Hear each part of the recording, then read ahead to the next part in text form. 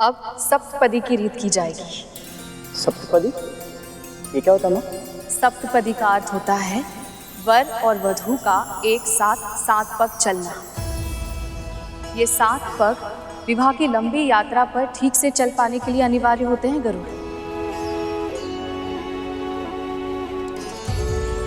प्रथम पग अन्न की वृद्धि के लिए होता है। अन्न का उत्पादन, अन्न की रक्षा और अन्न का सदुपयोग जो कर सकता है वही सफल गृहस्थ हो सकता है। अधिक पका लेना, झूठन छोड़ना और स्वच्छता का ध्यान न रखना, इन सभी बातों से स्वास्थ्य की हानि होती है। इसलिए आहार की सात्विकता का उचित ध्यान रखना दाम्पत्य जीवन का मुख्य उत्तरदायित्व है। दूसरा पग शारीरिक और मानसिक बल की वृद्धि के लिए होता है। व्यायाम, परिश्रम, उचित और नियमित आहार विहार से तन का बल स्थिर रहता है। अध्ययन और विचार विमर्श से मनोबल बढ़ता है। जिन प्रयत्नों से दोनों बल बढ़े, पति और पत्नी समर्थ, स्वस्थ और सशक्त बने, उनका उपाय सोचते रहना चाहिए। तीसरा पग धन की वृद्धि के लिए होता है। जैसे मुद्रा अर्जित करना आवश्यक है, वैसे ही व्यय की मर्यादाओं का ध्यान रखना दाम्पत्य जीवन का प्रमुख कर्तव्य है। चौथा पग होता है सुख की वृद्धि के लिए। पति पत्नी प्रसन्न चित्त रहे, मुस्कुराने का अभ्यास करें, हंसते हंसाते जीवन व्यतीत करें। सदैव ध्यान रखना, जो संतोष करना जानता है सुखी भी वही रह सकता है।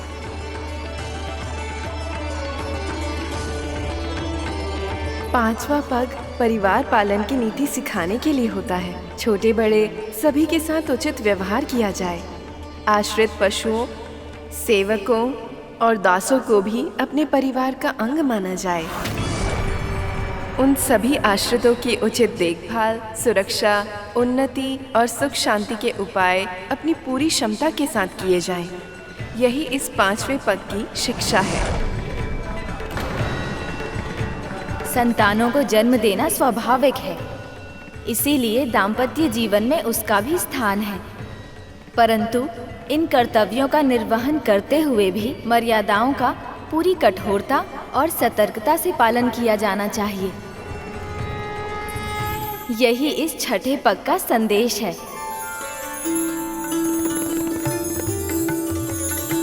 और ये 7वां पग मित्रता को स्थिर रखने और बढ़ाने के लिए होता है। पति पत्नी दोनों ही ये ध्यान रखें कि उनकी ओर से कोई त्रुटि तो नहीं हो रही। साथ ही अगर कोई भूल कर भी रहा हो तो उसका उत्तर कठोरता से नहीं बल्कि सच्चता और सहृदयता के साथ दिया जाना चाहिए। दुष्टों के साथ दुष्टता की नीति सांसारिक व्यक्तियों के साथ एक सीमा तक अपनाई जा सकती है, परंतु अपने साथी का हृदय जीतने के लिए उदारता, सेवा, सौजन्यता और क्षमा जैसे शस्त्र ही उपयोग में लाने जाने चाहिए। सप्तपदी में 7 पग बढ़ाते हुए 7 सूत्रों को आत्मसात करना होता है। इन आदर्शों और सिद्धांतों को यदि पति पत्नी अपना लें और इस मार्ग पे चलने के लिए पग से पग मिलाकर अग्रसर होने की ठान लें, तो दाम्पत्य जीवन की सफलता में संदेह की संभावना ही नहीं बचती।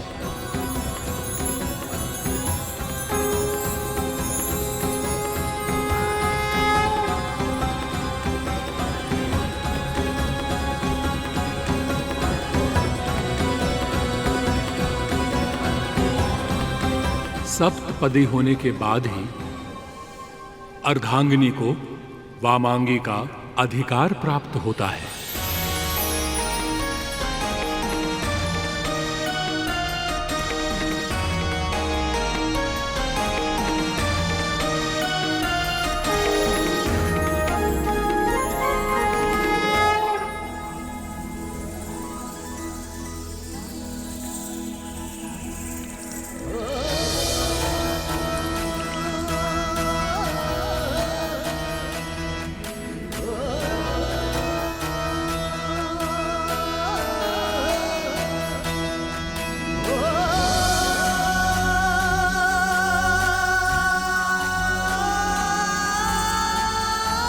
अब देवी लक्ष्मी की मांग में सिंदूर डालने की विधि आरंभ होगी।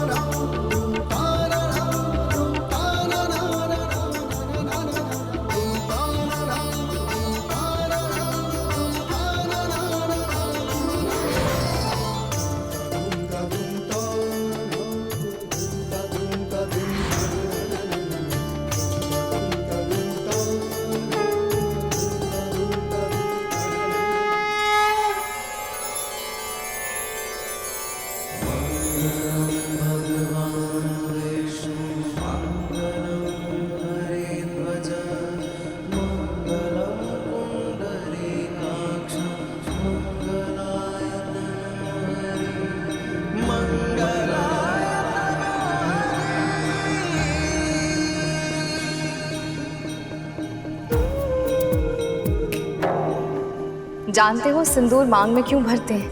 क्योंकि ब्रह्म ज्योतिर्मय है और उसकी ज्योति का रंग लाल है।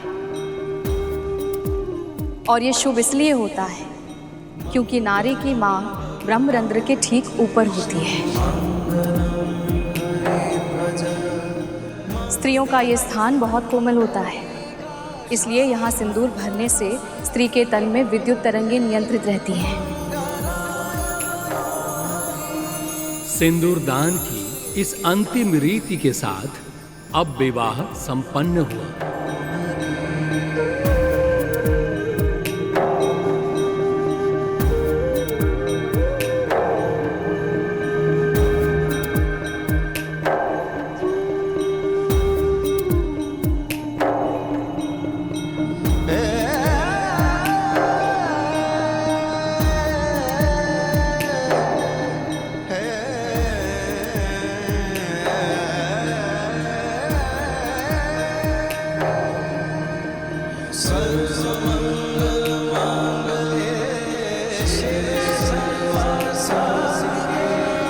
इस विवाह और इस दृश्य को देखकर मेरा जीवन धन्य हो गया।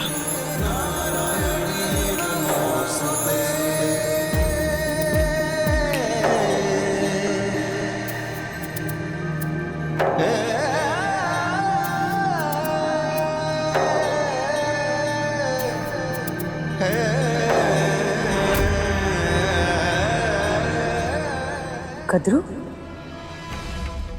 तुम्हारा मुख क्या हुआ? तुम इतना आश्चर्यचकित होकर क्या देख रही हो? क्या हुआ मेरे मुख को? कद्रू, तुम्हारे चेहरे पे दाग क्या हुआ है? बोलो। कद्रू, वो लुप्त हो गए।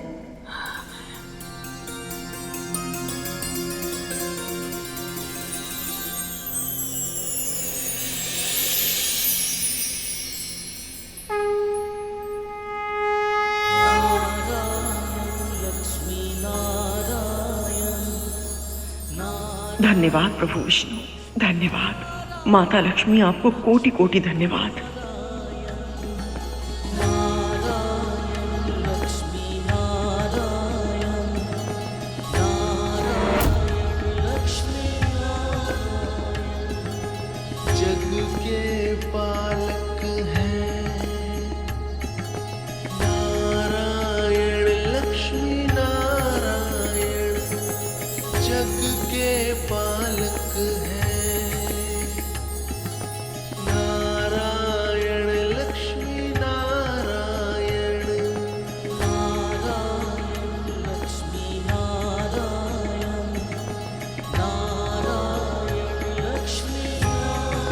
लगता है आप समझी नहीं असुर माता।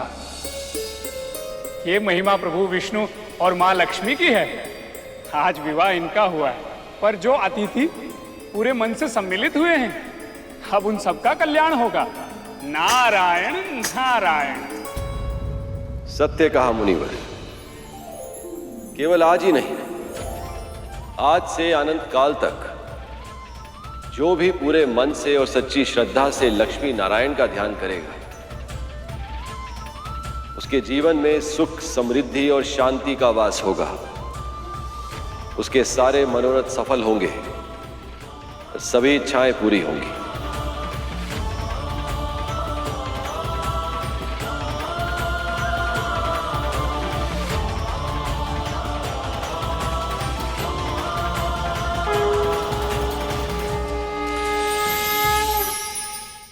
मेरी तो बस एक ही इच्छा है, मेरी संतानों को अमृत मिल जाए और वो सर्वशक्तिमान बन जाए।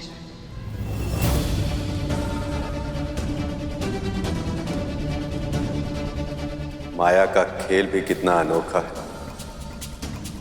कितनी शीघ्र घेर लेती। अभी कुछ क्षण पहले तक कद्रू के मन में केवल भक्ति थी, किंतु इच्छाओं ने फिर से इसे अब जकड़ लिया।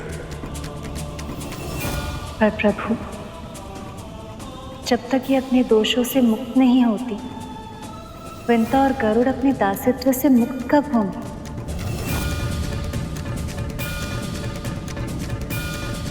शीघ्र होगा, अब वो मेरा दायित्व है।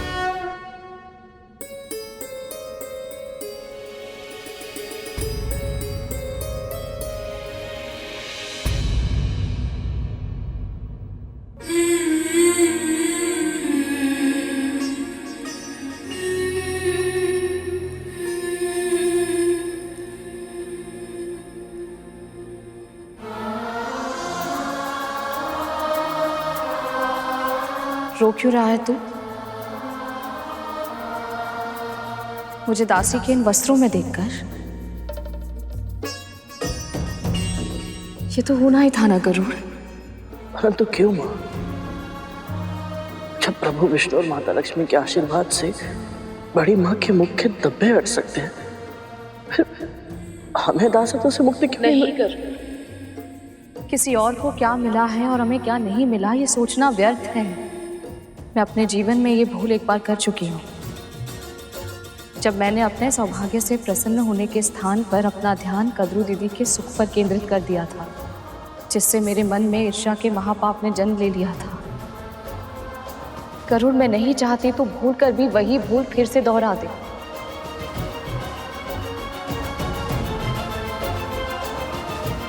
आप सही कह रही हो। तू चिंता मत कर गरुड़, मुझे पूरा विश्वास है जिस तरह भगवान दत्तात्रेय की कृपा की वर्षा मां पर हुई है, उसी तरह प्रभु विष्णु और मां लक्ष्मी की कृपा भी आप पर होगी। मां, उनकी कृपा का आशीर्वाद तो मुझे पहले ही मिल चुका है अरुण। इतने अच्छे, इतने संस्कारी दो पुत्र जो दिए उन्होंने मुझे, अपने पुत्रों के अच्छे कर्म और सेवा का फल ही तो है, जिसके कारण मैं इस पवित्र समारोह में सम्मिलित हो पाई हूँ। यहाँ इतना सम्मान, इतना अपनापन मिला है मुझे। ये सब केवल इस जन्म में ही नहीं, आने वाले हर जन्म में मुझे सुख देने के लिए पर्याप्त है। अब और मुझे कुछ नहीं चाहिए।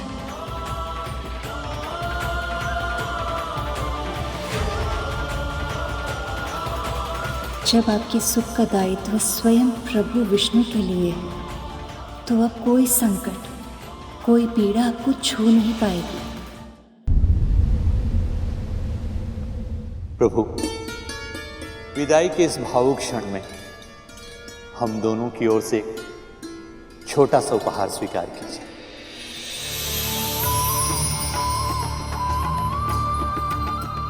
इसकी कोई आवश्यकता नहीं है पिताजी। ये मणि उस सम्मान का प्रतीक है जो आप सबने मुझे दिया है।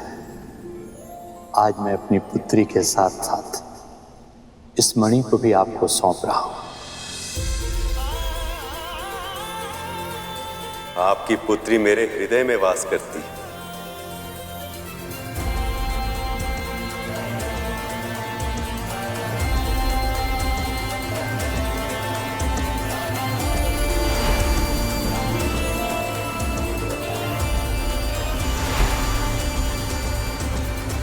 इसलिए आज से इस मणि को मैं अपने हृदय के निकट धारण करूंगा, ताकि देवी लक्ष्मी को अपने माता पिता की निकटता का आभास सदैव होता रहे।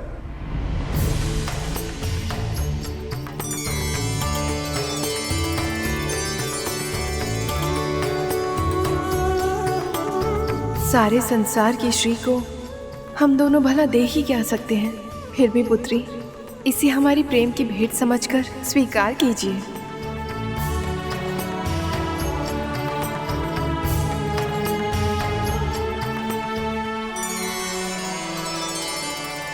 बड़ी विचित्र बात है ना, सारा संसार जिस लक्ष्मी देवी को पाने की चेष्टा करता है, आज मैंने उनका कन्यादान किया है।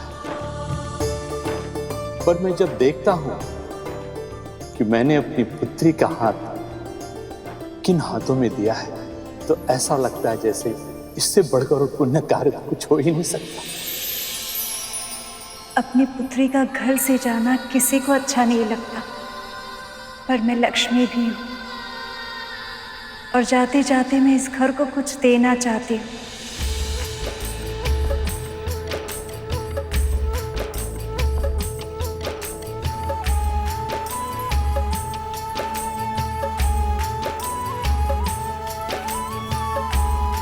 ये खिल प्रसन्नता का प्रतीक है जो मुझे इस घर ने दिया है।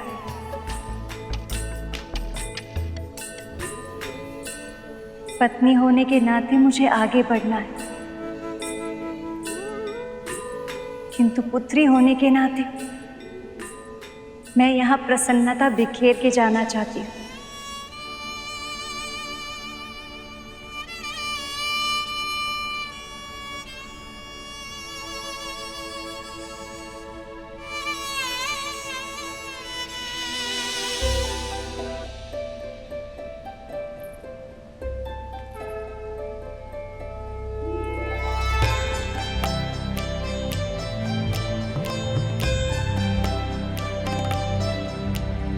सुमनत वंदित सुंदरी माधवी चंद्र सहोदरी है ममाए मुनि गण वंदित मोक्ष। जिसका पुत्र स्वयं स्वर्गाधिपति हो उसे किसी के सामने झोली फैलाने की क्या आवश्यकता। सद्गुण वर्षिणी शांति युते जय जय है मधुसूदन कामिनी धन लक्ष्मी रूपेणा पालय मां। श्लो अष्टलक्ष्मी नमस्तुभ्यं वरद काम रूपिणी विष्णु वक्षः स्थलारूढ़ भक्त मोक्ष प्रदायिनी जगन्मात्रे च मोहिन्ये मंगलम शुभ मंगलम।